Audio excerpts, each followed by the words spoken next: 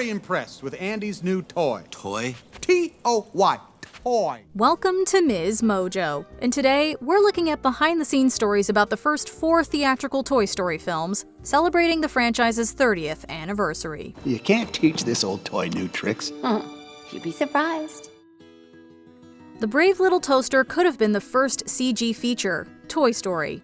8 years before Toy Story, Jerry Reese directed another film about sentient objects searching for their master, The Brave Little Toaster, which Disney helped finance. You guys really have an attachment for that kid, don't you?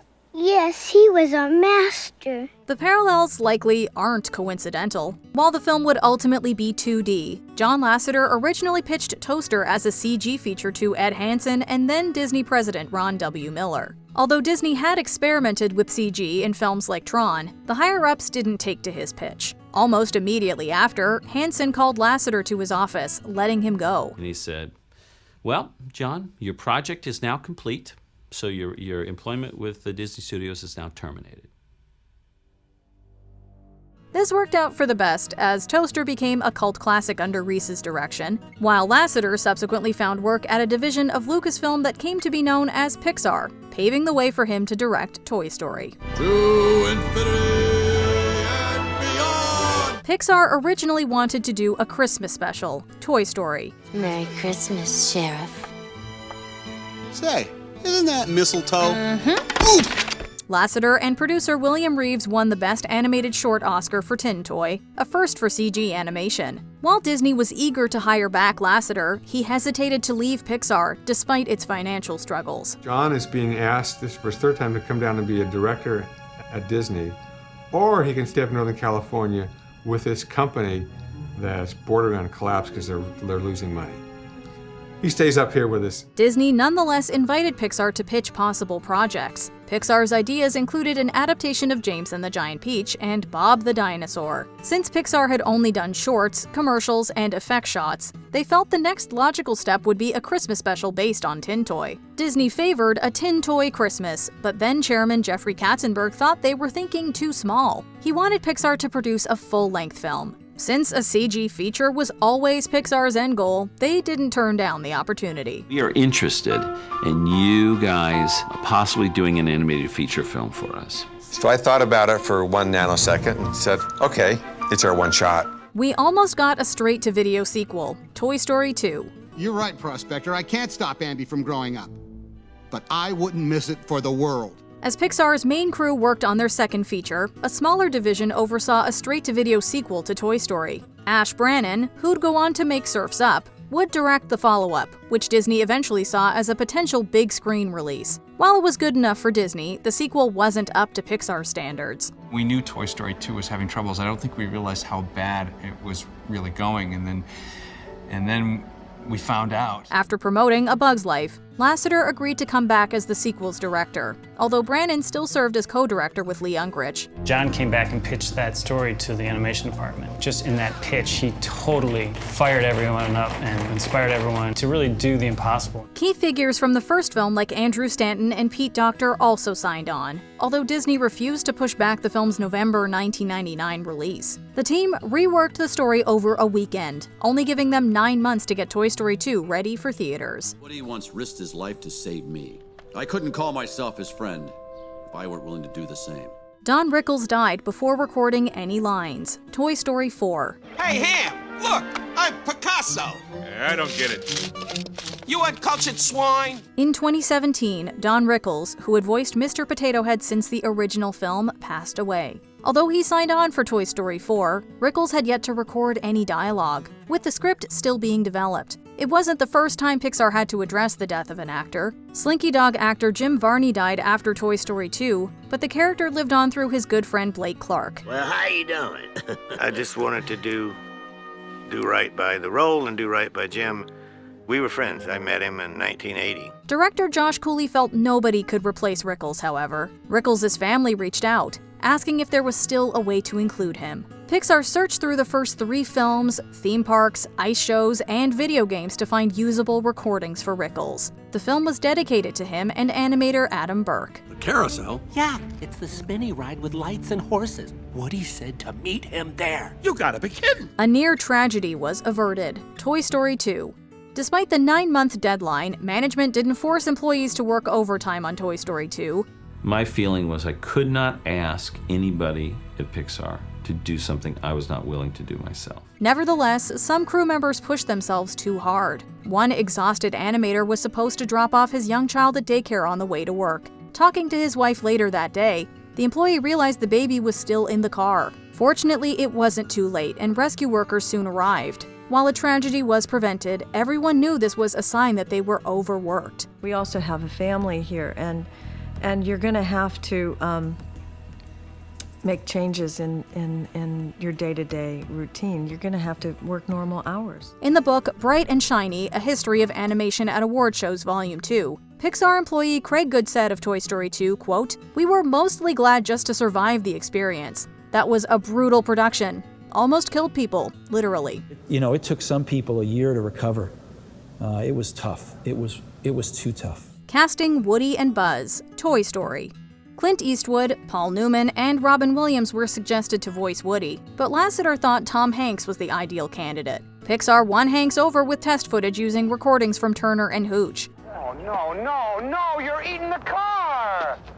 Don't eat the car! Not the car! No, you stupid fuck! They took a similar approach in trying to get Billy Crystal to voice Buzz Lightyear, mixing a recording from When Harry Met Sally with animation. An ill-advised Crystal turned the project down. And they want you to write, and you're not getting paid, and really, and so let's pass. I went, oh, really? And I listened, okay? And then it comes out, and it's genius. Crystal eventually realized his mistake, leaping at the chance to voice Mike Wazowski. Chevy Chase, Bill Murray, and several others were considered for Buzz. Pixar turned their attention to Tim Allen, who was not only tailor-made for the role, but his delivery made the filmmakers realize that Buzz should be a toy who doesn't know he's a toy. Tim Allen, as an actor, brought a lot to that character and forced us to look at the character in a much more unique and specific way. A tin toy was almost the protagonist, Toy Story. With the first film spawning from A Tin Toy Christmas, Pixar envisioned Tinny from the 1988 short as the main character. We had two characters. One was a ventriloquist dummy, the child's favorite toy. And on the kid's birthday, he gets a new toy. This tin toy that becomes his new favorite toy. Similar to the finished film, Tinny would get left at a gas station. But in this version, he meets a ventriloquist's dummy resembling a cowboy. Instead of returning to his owner, Tinny and the dummy wind up in a kindergarten classroom. You know Andy loves toys that can fly. Really? Well then, to infinity and beyond!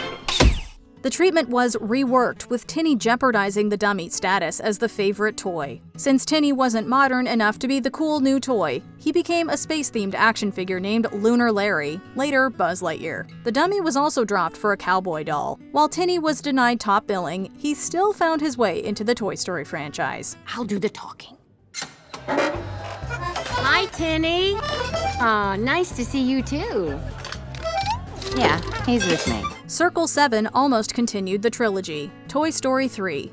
With negotiations between Michael Eisner and Steve Jobs falling through, it appeared Disney and Pixar might part ways following their initial deal. Since we created the characters, the original creators are the ones who should carry on with it and give them life.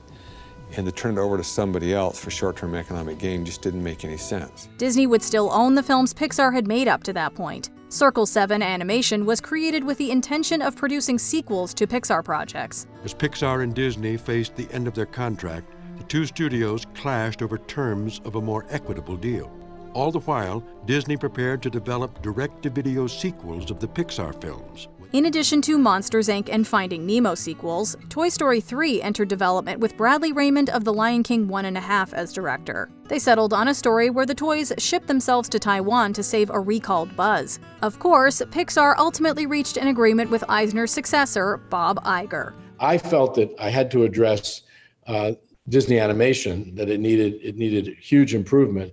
And I thought the fastest way to accomplish that, albeit the riskiest and the most expensive, was to buy Pixar. With Disney officially buying Pixar, Circle 7 was shut down. Pixar moved forward with Toy Story 3, but they started from scratch.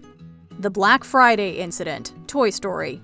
While Jeffrey Katzenberg deserves credit for suggesting that Pixar make a buddy picture, he also told the crew to take the script in an edgy direction. We were young, we were inexperienced, so when we were being told like, oh, what you're making is too juvenile, it's not edgy enough, it's not adult enough, we believed them. The edgier it became, Woody turned into an unlikable protagonist. Not only is he emotionally abusive towards Slinky, but he purposely throws Buzz out the window. Hanks called Woody, quote, a real jerk, a sentiment echoed when Disney executives were shown story reels on November 19, 1993, aka Black Friday. It was smart alecky.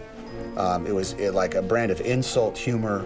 It was kind of like negative. The footage proved so disheartening that Disney feature animation president Peter Schneider wasn't keen on moving forward. With encouragement from Thomas Schumacher, Pixar was given another chance. We got nothing to lose. Let's go back to the first instincts and tone of what we were originally pitching that got kind of shot down, because that just feels right to us. Writers like Andrew Stanton helped flesh out the story that the studio wanted to tell, earning a Best Original Screenplay Oscar nomination.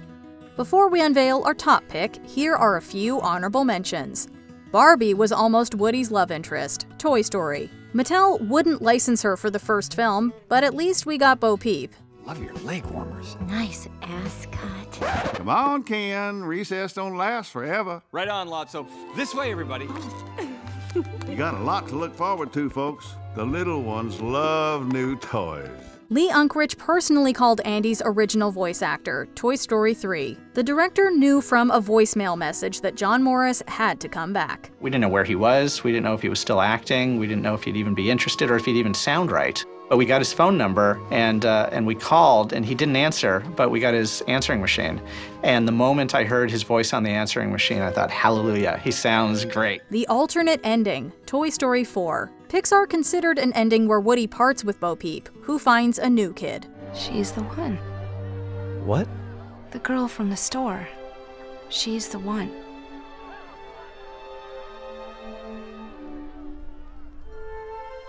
I feel a connection again, Woody. Pizza Planet was almost a miniature golf course, Toy Story. A space-themed restaurant was deemed more fitting for Buzz. Spaceship! All right, Buzz, get ready. And... The universe explodes! Okay, Buzz, when I say go, we're gonna jump in the basket. Buzz! When She Loved Me made Sarah McLachlan cry, Toy Story 2. Her manager, meanwhile, called it, quote, kind of weird. It's gutting. Yeah. Wow, did that ever work? I mean, I remember watching it in the theater just like ugly crying. To cry? And my daughter looking at me like, what is wrong with you? You're embarrassing me, Mom. Before we continue, be sure to subscribe to our channel and ring the bell to get notified about our latest videos. You have the option to be notified for occasional videos or all of them. If you're on your phone, make sure you go into your settings and switch on notifications. The movie was almost lost. Toy Story 2. Years of academy training wasted. It's hard to imagine that a major motion picture could just be erased. That's almost what happened with Toy Story 2, however. In 1998, an animator accidentally entered a code that deleted about 90% of the work done. With the backups not working, it appeared that 2 years of work was gone. It feels like the movie was held together with spit and rubber bands.